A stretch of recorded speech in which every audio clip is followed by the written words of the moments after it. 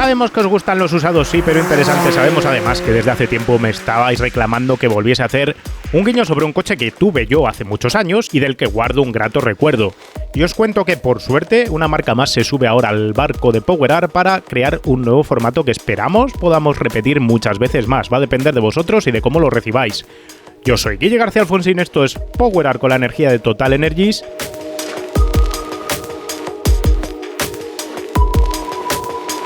Y este es un nuevo formato que lo vamos a denominar Peugeot Greatest Hits. Y va a consistir en una serie de remezclas de usados sí pero interesantes y encuentros con sus sucesores directos o indirectos actuales de la gama. Hoy vamos a mezclar el Peugeot 206 RC y el actual 208 eléctrico en acabado GT. No nos pongamos nerviosos, por lo menos todavía. Estos dos coches tienen más que ver de lo que en principio os puede parecer. Y vamos a ir parte por parte descubriéndolo. Tenéis que pensar que cada uno de ellos es hijo de su tiempo, donde el 206 respondía a una necesidad de mercado, donde el segmento B estaba dirigido a jóvenes con talento deportivo, que querían un coche con aspecto agresivo y con conexión al Mundial de Rallys. A unos precios de tarifa que eran más o menos aceptables, el 208 GT eléctrico mira hacia el segmento B actual dentro de las regulaciones que tenemos. Mira hacia un cliente más maduro que utiliza el coche más en entorno urbano y donde se le da más prioridad a la electrónica, al infoentretenimiento, al confort, a la insonorización, pero esa parte dinámica del vehículo ha quedado para otro capítulo que, con suerte, acabará llegando con el paso del tiempo. Curiosamente, por más que os parezcan un huevo y una castaña, la realidad es que las cifras luego contra el crono tampoco son tan distintas cuando estamos mirando sola y exclusivamente aceleraciones. Pero echemos la vista atrás y empecemos por el 206. Hemos elegido el 206 como el primer Greatest Hits de... Oh, madre mía, Greatest Hits. Qué palabra más complicada en inglés. De Peugeot, porque este coche colocó 8,5 millones de unidades en el mercado. Es el Peugeot más vendido de la historia, con también el récord de ser el Peugeot más vendido en solo un año, cuando llevaba 3 años en comercialización. Un coche que no debería haber nacido si Peugeot hubiese sido fiel a sus planes de producto originales. Cuando el 205 llegaba al final de su vida comercial, la estrategia de Peugeot pasó a ser la de sustituirlo indirectamente por el 106 y el 306. La idea era que en lugar de ofrecer un utilitario para todo y para todos, el 106 podía cubrir la facción más joven de la clientela con un enfoque más urbano, mientras quien necesitaba un coche para viajar y contaba con más presupuesto, se podía mover a un 306. Ambos modelos, 106 y 306, estaban funcionando bien en el mercado, pero Peugeot se acabó dando cuenta que tenía demasiado hueco entre ambos modelos y se estaba dejando ventas en el camino, que se las estaban comiendo sus rivales, tanto Renault como Ford. Por eso a principios de los años 90 se empieza a tontear con la idea de crear un sucesor para el 205. Se empieza a trabajar cuando ya se debería de haber reemplazado directamente el 205, así que es un proyecto que se arranca tardío. Y hasta 1994 no se decide dar luz verde, y es decir, asignar una inversión y un nombre comercial a este proyecto que al final va a dar lugar al 206 en 1998. Van a pasar 4 años de desarrollo, originalmente tenían que haber sido 3, pero se acabó alargando el tema para crear un producto completamente de cero con una plataforma también completamente nueva. Un proyecto que se llamaba internamente T1, que comercialmente se acabaría llamando 206, aunque durante un buen tiempo, durante un buen periodo del desarrollo del producto, se tanteó la idea de saltar al nombre 207 para demostrar que el salto generacional entre el 205 y este nuevo modelo era mucho más grande que lo que hacía intuir un solo salto de cifra. Puestos a llegar tarde a la fiesta, en Peugeot tiraron la casa por la ventana. Se iba a estrenar una nueva plataforma para el coche, creada desde cero, y estéticamente el coche iba a tener que resultar rompedor. Se abandonaba de golpe las líneas rectas, el formato origami, para pasar a un diseño curvo, orgánico. Un diseño en el que, aunque se abría el concurso a firmas como Ital Design, acababa siendo desarrollado por completo por Gerhard Welter, que era, además, tal y como os contamos en su día, el padre del diseño original del 205. El coche había de estar listo en 1997, embarcado en un proyecto de solo 3 años que, por factores de la época, verá cómo se acaba retrasando un año completo. Eso sí, la estética del coche se congela prácticamente en el mismo 1994. Claro que para hablar del diseño del 206 nos hemos traído la unidad más chula que hay, que es el RC, por lo menos a mi juicio. Pero eso no va a quitar que podamos hablar primero de las trazas generales del modelo y luego ya hablamos de las especificidades del RC. Cuando Peugeot empezó a diseñar este coche, empezó pensando en un coche mucho más orgánico, curvo, quitándose esa idea de las líneas rectas, de los planos tipo origami que se habían llevado en los años 80, y se creó un coche con mirada felina. Aquí se estrenó esa idea de los ojos cortados en diagonal directamente para Peugeot, que luego acabaría siendo estrambótica cuando se iba hacia arriba y acabó siendo faros gigante enormes con el 207, que se pasaron un poco de la raya. Pero en este 206 estaba aplicado de una manera fina. Además se pasaba este formato de calandra que no era una calandra, que era una boca donde el protagonista era el logotipo del león, se hacía un capó en V y luego, si os fijáis, la línea que nos genera el capó, la diagonal esta, está prácticamente alineada con la pendiente que tiene el pilar A. Esto es ese paso que tuvimos en los años 90 entre los coches de dos volúmenes claramente diferenciados y ese formato pseudo monovolumen de crear una línea casi continua en esta zona que viene muy bien aerodinámicamente hablando.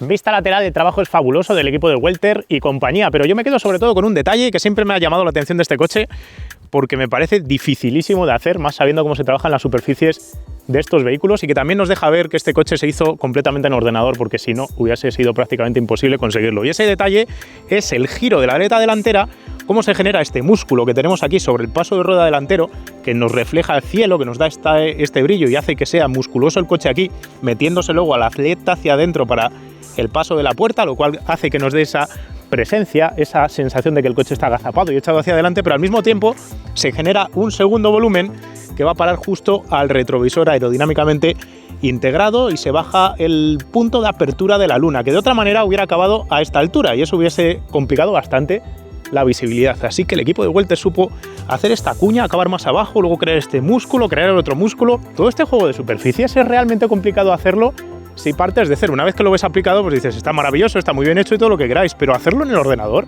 pensarlo y ser capaz de ejecutarlo es realmente complicado. Sobre el capó delantero había una toma de aire totalmente inesperada. El arco de techo era una grácil curva con caída para dar deportividad, mientras que el corte en el pilar C se hacía con un vértice en la luna hacia arriba. Por detrás se mantenía el formato curvo de dos pilotos que giraban para ponerse sobre el paso de rueda trasero en lugar de comer tapa de maletero. Y el paragolpes inferior contaba con una luz antiniebla en medio y dos faldillas a los lados justo tras los pasos de rueda posteriores. Los voladizos, especialmente el trasero, resultaban cortísimos. En términos generales era un coche deportivo y atractivo, pero sobre todo moderno cuando llegó al mercado en 1998.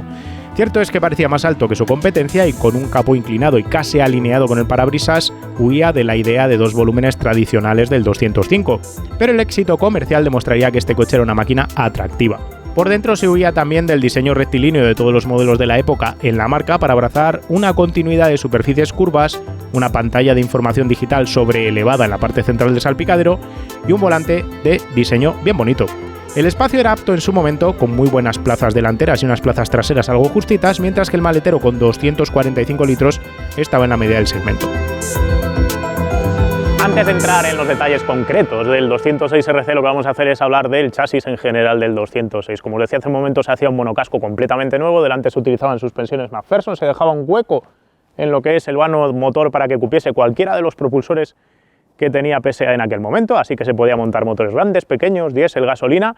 Y luego en el tren trasero se mantuvo la idea de mantener dos brazos tirados independientes, cada uno moviendo una de las barras torsionales colocadas transversalmente. La ventaja que tenía clarísima respecto a cualquier rival de la época es que era suspensión trasera independiente, lo que hacía que tuviese mejor pisada. ¿Cuál era la otra problemática que tenía? La contraprestación, pues que como todos los coches montados por PSA tenía problemas con los rodamientos de esos brazos cuando subían y bajaban, que al final cuando se echaban a perder, se gastaban, pues el coche pasaba a ser un poquito menos preciso. Y si bien no había una evolución en el concepto técnico de los elementos, sí que lo había a la hora de aplicar la chapa, las estampaciones, la soldadura y todo lo demás, porque este coche se calculaba en el ordenador ya directamente pensando en superar crash test muy exigentes y crear un monocasco rígido. Por eso este coche era mucho más rígido que un 106, que un 205, y en caso de colisión era también claramente más seguro porque era el primer coche pensado dentro de PSA para estrellarse directamente. El coche llegó a finales del 98, por lo que su primer ejercicio completo fue el del 99, y explotó comercialmente, 458.000 unidades vendidas. En el año 2000 aún sería mejor, 555.206 se vendieron ese año. En 2001 se venderían 627.000 en Europa. No recuerdo otro modelo de Peugeot en toda su historia capaz de vender semejante cantidad de ejemplares en un solo ejercicio. El coche arrancó como un tiro comercial. Funcionaba tan bien que parecía que no hiciese falta ninguna campaña de marketing adicional, pero la realidad es que Peugeot ya tenía claro que iba a hacer un programa de rallies en el Mundial con este coche, así que creó el 206 World Rally Car, probablemente uno de los coches del Mundial de rallies más bonitos de su época. Un coche que además, por un tema de incumplimiento de longitud mínima requerida por la FIA a la hora de crear un World Rally Car, necesitó que la propia FIA le echase una mano y hacer una treta para poder homologar el coche para poder competir en el Mundial. De hecho, Peugeot, que lanzaba el GTI prácticamente nada más poner en venta el 206, creaba una edición limitada bajo el apelativo GT para homologar el World Rally Car, con paragolpes extendidos que permitían al coche llegar a la longitud mínima exigida por la FIA. Cuenta la leyenda que Peugeot había planificado el proyecto para basar su World Rally Car en un 306 en su momento, pero se decidió por el 206 por temas puramente comerciales. El coche nació con buena estrella a pesar de los miedos de un coche tan corto y diferente a la competencia. En su estreno en el Rally de Córcega del 99 lograba marcar cronos impresionantes scratch y aunque la fiabilidad no estaba de su lado, metía ya miedo. El resto del 99 se saldó con apariciones puntuales, pero siempre brillando con fuerza. Así, cuando el 206 World Rally Car se enroló en el año 2000 para correr el campeonato entero, a nadie le extrañó verle ganar el Mundial a la primera, gesta que repetiría en el 2001 y en el 2002 en la categoría de constructores. El 206 era intratable y solo el hecho de que Peugeot se desviase con la idea de hacer un 307 Cabrio Coupé de carreras valió para acabar con la hegemonía de un coche que todavía nos afecta emocionalmente a los que lo vimos en persona. Pero ¿cómo capitalizar 3 campeonatos del mundo de rallies? Peugeot había lanzado en su momento, casi al momento de lanzar el 206, el GTI, pero el GTI había nacido un poquito cojo, un coche de 135 caballos, alguno más, que no era digno de sucesor del 205, no por otra cosa de que fuese mal coche respecto a aquel, sino porque la competencia ya vendía coches más potentes, más ágiles, más agresivos. Así que decidió Peugeot que era el momento de crear un buen GTI, y para eso lo que hizo fue desarrollar el 206 RC con un motor más hinchado, con más potencia y sobre todo con una puesta a punto de chasis, de muelles, de amortiguadores, geometrías de suspensión completamente distinta para darle ese punto de picante y plantarle cara a Clio y compañía. Sacarle 45 caballos extra al motor no fue una cosa sencilla para Peugeot. Partiendo de este bloque de 2 litros, lo que hizo fue recurrir, para empezar, a Lotus, que rediseñó la cámara de combustión y aconsejó a Peugeot cómo hacer un motor que tuviese más chicha. Entre las muchas cosas que se cambiaron, se montó un resonador Helmuth en el colector de admisión. ¿Qué es eso?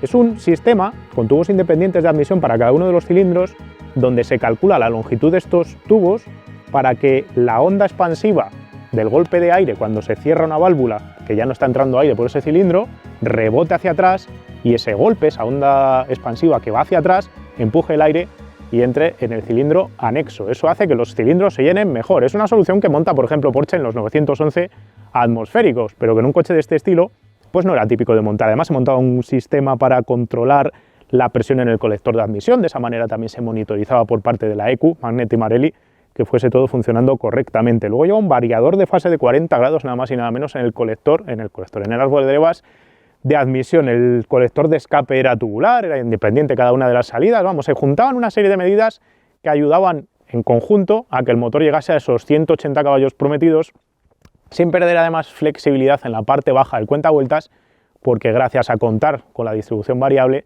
no se desfondaba el motor en la parte más más abajo del cuentavueltas. La culata la hacía Mecachrome, el mismo fabricante de motores de GP2, de Fórmula 2 que se llama ahora, que hay en competición. El motor daba 180 caballos a 7.000 vueltas, tenía capacidad de estirarse hasta las 7.300, el par máximo era de 202 Nm a 4.750, aunque gracias al variador de fase en admisión se lograba que cerca del 80% del par estuviese ya disponible desde 2.000 revoluciones por minuto. Además, Peugeot acortaba el desarrollo de la caja de cambios respecto al empleado en el 206 GTI un 2%, lo que sumado al incremento prestacional del motor terminaba por redondear la experiencia. Aunque al coche le faltaba una sexta para ir por autovía, y te lo dice un expropietario que se comió por entonces muchos Logroño-Girona en aquella época, al final acabas acostumbrándote a lo que tenías, aunque yo te digo que acabas con la cabeza como un zambombo. No era lo único que cambiaba en el RC respecto al GTI, ese cambio de la relación de cambio y el tema del motor, y es que además de unas llantas preciosas de 5 brazos similares en diseño a las que emplearía después el 307, pero muy frágiles, ya que se doblaban con la mirada, también se incorporaban nuevos bujes en los brazos de suspensión más rígidos, nuevas gomas Pirelli desarrolladas para la ocasión, nuevos muelles, nuevos amortiguadores y la joya de la corona, un puente trasero que pasaba a tener 2 brazos diagonales de refuerzo tomados de la versión de carrocería familiar del 206 para limitar el desplazamiento lateral de las ruedas traseras en apoyo fuerte, lo que le daba un plus de precisión a la trazada. La dirección asistida también cambiaba su tarado por uno más duro. Por dentro asientos tipo bucket enormes, muy buenos, alcántara en la tapa de la guantera y una suerte de símil de fibra de carbono. No sé si llamarle a esto así, porque es ser benévolo. Digamos que cambiaba el acabado de ciertos plásticos por otro diseño. El cuadro de relojes completísimo también tenía esferas propias. Costaba este 206 RC cuando llegó al mercado 20.600 euros, que si corregimos la inflación, si lo metemos en la calculadora del IPC, equivale a unos 28.000 euros actuales, que es más o menos lo que te pide Ford por un Fiesta 7 actual o lo que te pide Hyundai por un i20N, así que está más o menos alineado con lo que costaría hoy en día un utilitario deportivo. Este coche a mí me enamoró. Diré que me leí toda la prensa en su lanzamiento, especialmente una prueba de mi amigo Enrique Calle en kilómetro 77, al que por entonces no conocía, y que me calentó mucho la cabeza. No tardé en buscar la manera de encontrar uno, probarlo y comprarlo tras haber tenido que vender mi RX8 por no tener dinero para darle de beber.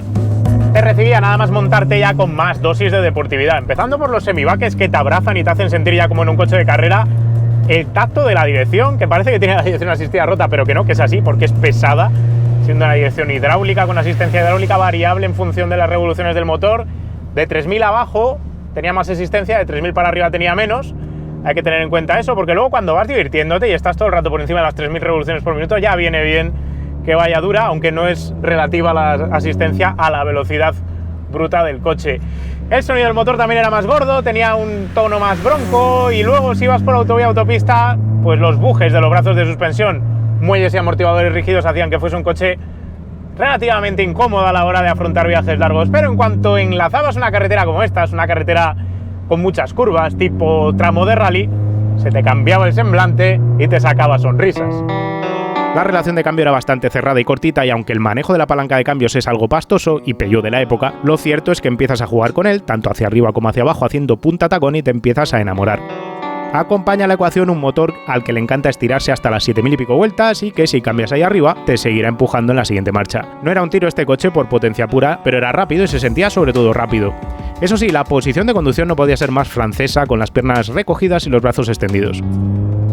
Respecto al GTI convencional, este coche era mucho más bruto a la hora de entrar en curva, era mucho más incisivo, balanceaba menos y tenía más ganas de iniciar el viraje en cuanto metías volante. El tren trasero permitía la ajustabilidad típica de un coche francés, ahuecando gas, y eso hacía que se descolgase y el coche sobrerrotase sobre sí mismo, pero con mucho más control.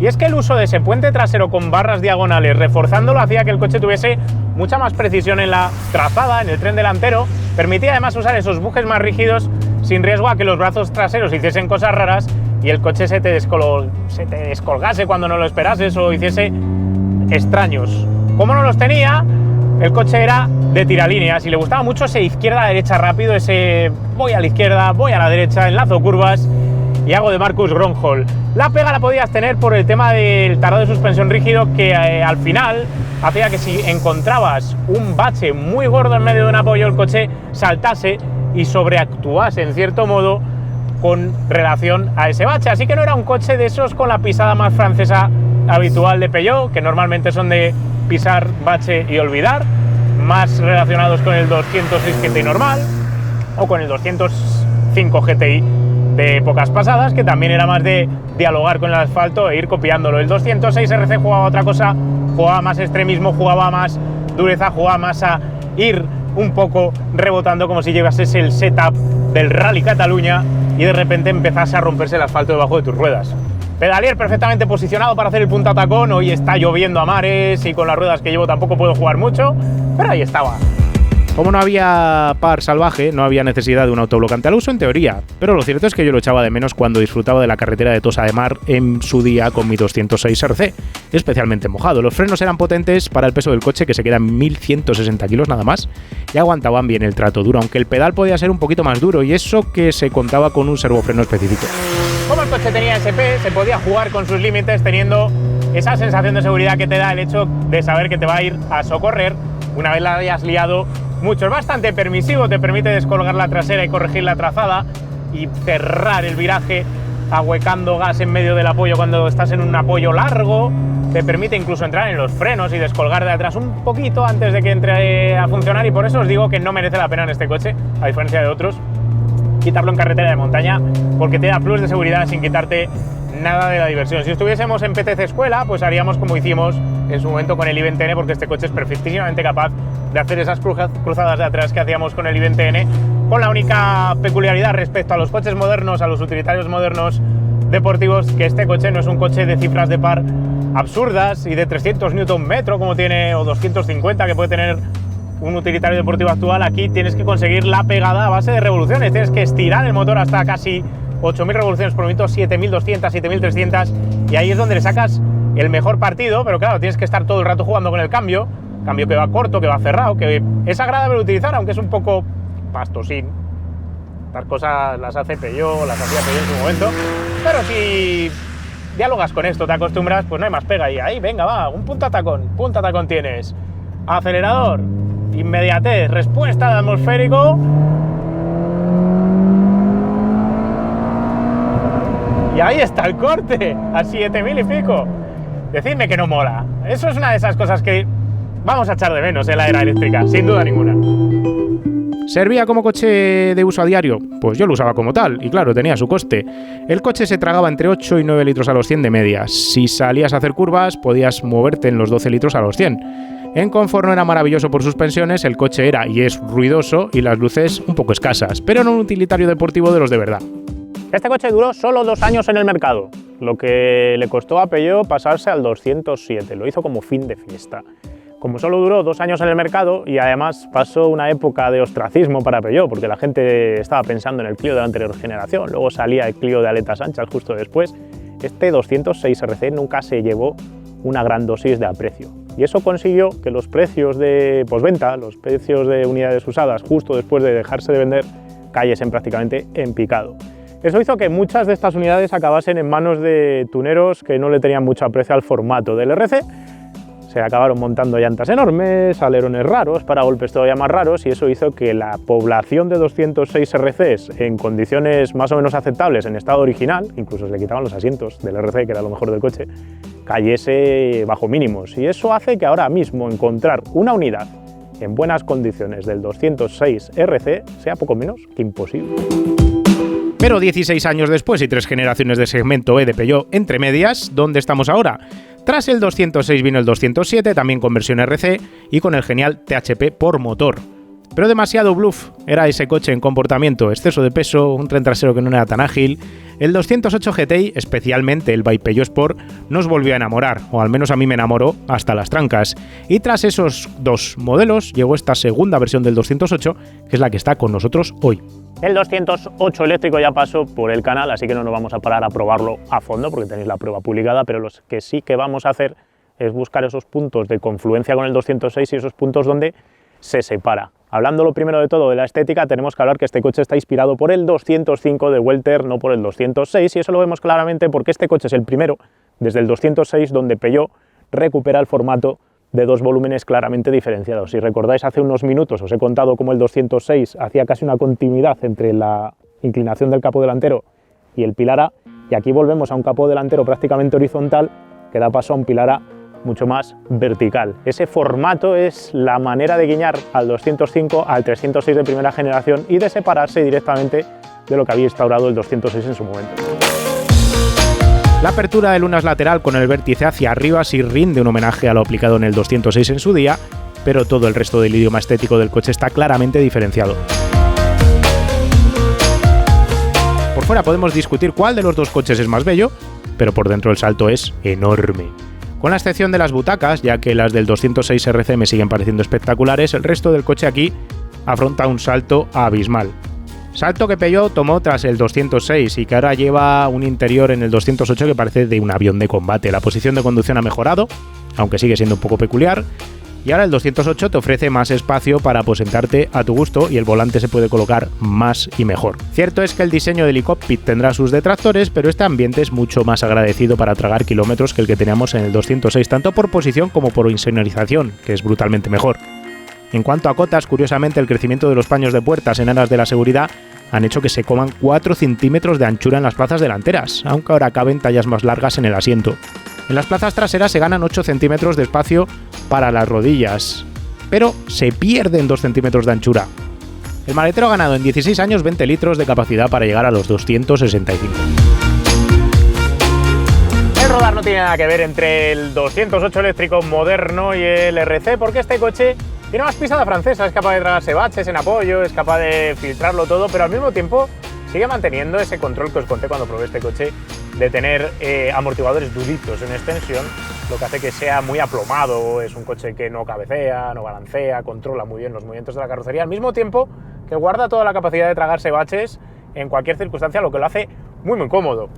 Curiosamente, aunque la dinámica es claramente distinta, lo cierto es que las cifras de prestaciones tampoco están tan lejos en cuanto a aceleraciones entre los dos modelos. El 0 a 100 del 206 RC caía en 7,4 segundos, el 208 eléctrico necesita 8,1. El 80 a 120 del 206 RC se lograba en 4 segundos y medio, mientras que en el 208 eléctrico necesitas 1,5 segundos más. El kilómetro con salida parada en el 206 RC lo hacías en 28 segundos y medio, por los 30 que necesita el 208 eléctrico. Sí, obviamente corre menos el 208 eléctrico, también hay que decir que pesa 400 kilos más prácticamente, y el hecho de tener ese extra de peso acaba implicando una peor relación peso-potencia, que si ves la relación peso-potencia y cuánto empeora, tampoco empeoran tanto las prestaciones gracias a la pegada típica de los motores eléctricos, donde este coche le hace trizas al 206 RC, es en el coste por kilómetro. Para hacer 100 kilómetros con un 206 RC actual puedes gastarte del entorno de 18 euros. En cambio, con este coche, si lo cargas en casa, puedes hacer 100 kilómetros por 5 euros, menos de la tercera parte de lo que te cuesta con el RC.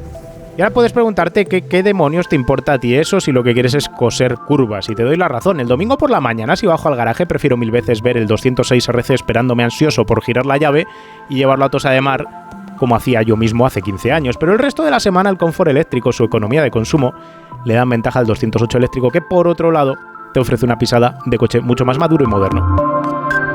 Y ojo, que aunque el 208 no tiene versión World Rally Car, sí que ha tenido versiones deportivas de rally. De hecho, se corre en el Campeonato de España una serie de pruebas en forma de trofeo ibérico con un 208 de carreras en homologación R4. Un coche que además lo opera el equipo portugués Sport & You, que visitamos el año pasado para grabar el C3 Rally 2 de Citroën, por cierto. Y no solo eso, también ha jugado Peugeot con la idea de los 208 eléctricos de competición. Se hizo un coche cero para este campeonato de rallies con mecánica eléctrica, y el 208 también fue, en su primera iteración, no en esta, la herramienta que utilizó Sebastián Loeb y compañía cuando el equipo oficial Peugeot Sport corría el Mundial de Rallycross. Una pena que ese Mundial no haya seguido vivo, porque realmente me hubiera gustado ver esta generación corriendo. Yo tengo mucha fe en ese Mundial de Rallycross como una herramienta deportiva interesante.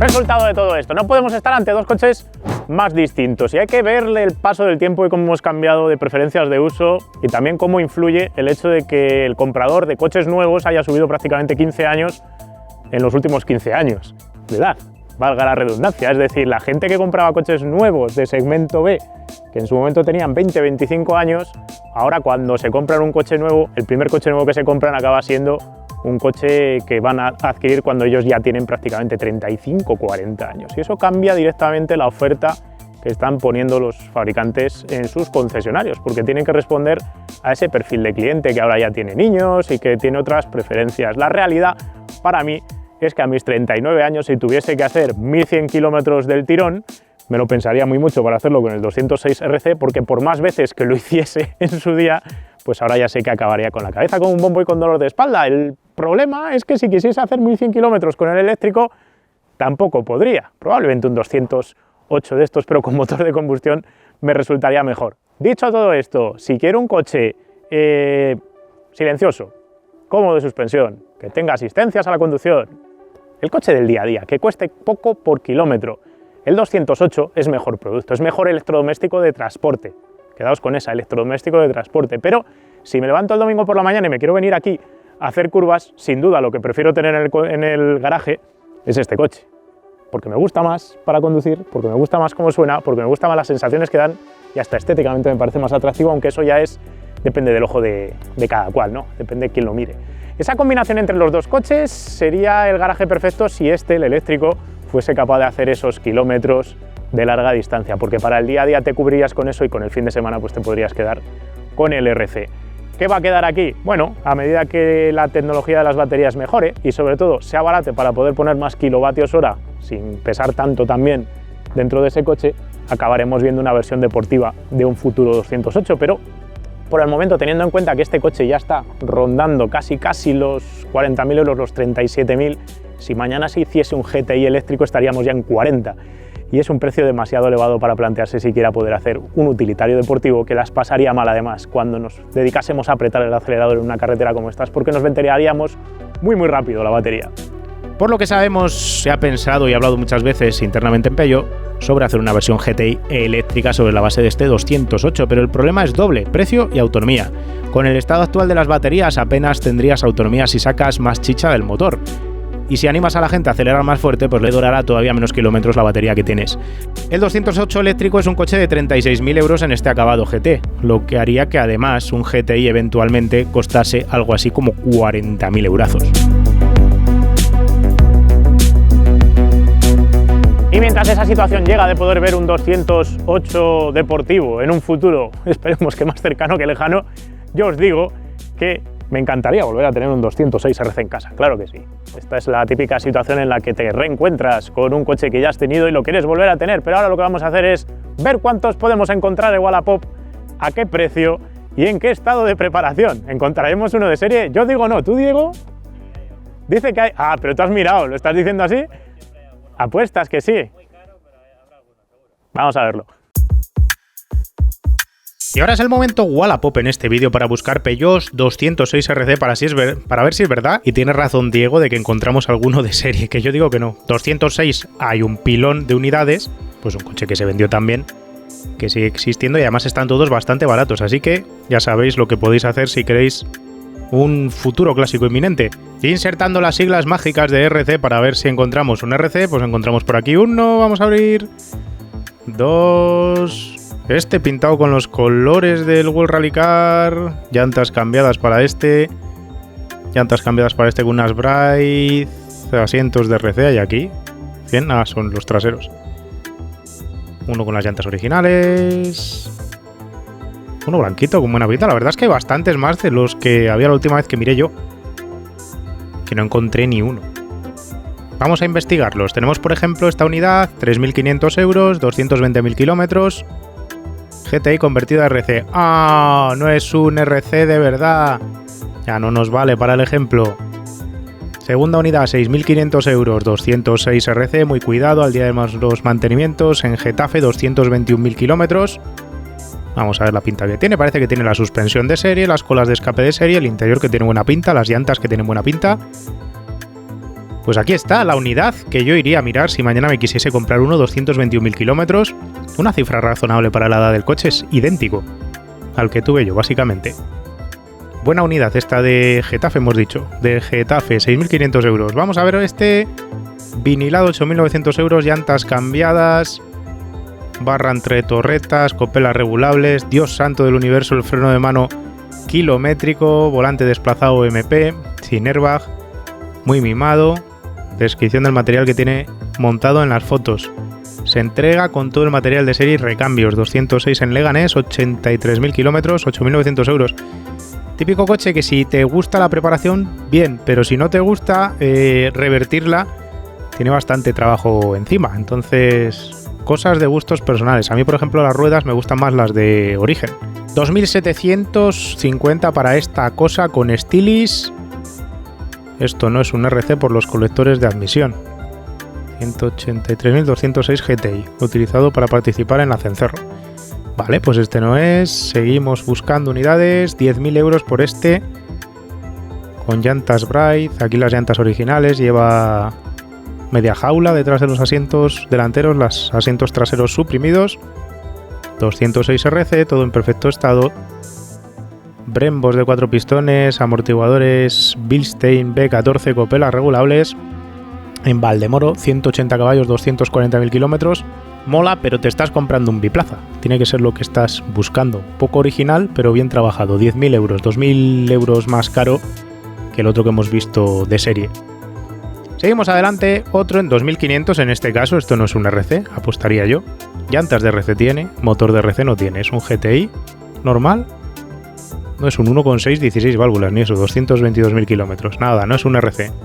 Y última unidad, 3200, este tampoco es un RC, lleva llantas de RC y por eso nos ha salido en la búsqueda. Esto es llantas de RC, bla bla bla, 90 caballos, diésel. Bueno, tenía razón Diego, voy a decir que por los pelos, pero tenía razón Diego, 6.500 euros por esta unidad, que es con la que yo me quedaría. Y ahora lo que vamos a hacer es ver cuánto nos costaría asegurar un 206 RC y en comparación cuánto nos costaría asegurar un 208 eléctrico. Y lo vamos a hacer como siempre con nuestro patrocinador de búsqueda de seguros, que no es otro que Arpen.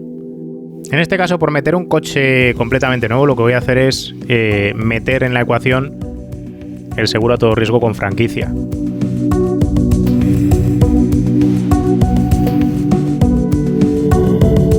€382 para el seguro recomendado Allianz con una franquicia de 600 euros, nota de 7,62 para el 206 RC. Hay alguna póliza más barata, por ejemplo esta de AXA por 208 euros, con un poquito menos de nota. Vamos a ver lo que ocurre si metemos en esta ecuación el 208 eléctrico. Y nos encontramos con que es más barato, 270 euros con una franquicia de 595, nota de 7,05 para este seguro de Reale. Así que efectivamente, y como era de esperar, coche menos potente, coche menos enfocado a la deportividad, seguro más barato. Cuéntanos cómo te compras un 206 RC y por qué. Pues el primer coche que conduje yo, uno que tenía mi madre, era un 206 HDI básico y siempre me gustó. Mi padre tuvo un 205 Rally y no soy muy de marcas, siempre quise un Clio además, pero eran muy caros. Y vi un 206 y dije, esta es la mía. Y estaba de serie, que eso, difícil encontrarlo.